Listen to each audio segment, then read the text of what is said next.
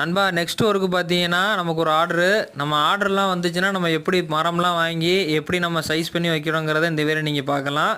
ஃபுல்லாகவே இந்த வீடியோவில் நீங்கள் பாருங்கள். நமக்கு எந்த வித ஆர்டர் இருந்தாலுமே சரி இந்த மாதிரி தான் நம்ம பழைய மரத்தில் வாங்கி நம்ம பக்காவாக சைஸ் வாரியாக பிரித்து வச்சுக்கிட்டு எந்தெந்த ஒர்க்குக்கு தேவையோ நம்ம ரெடி பண்ணிவிட்டு அடுத்து நம்ம ஒர்க்கை ஸ்டார்ட் பண்ணுவோம். இப்போ இந்த வீடியோவில் நான் அதை தான் காமிச்சிருப்பேன். ஃபுல்லாகவே இலச்சி ரெடியாகி சைஸ் வாரியாக நம்ம அறுத்து வச்சுட்டு எப்படி ஒர்க்கு ஸ்டார்ட் பண்ணுறோங்கிறத இந்த வீடியோவில் நீங்கள் பார்க்கலாம். நான் அடுத்தடுத்த வீடியோவில் கண்டிப்பாக இதுக்கான ஒர்க்கு ரெடியாகிறத நான் காமிக்கிறேன்.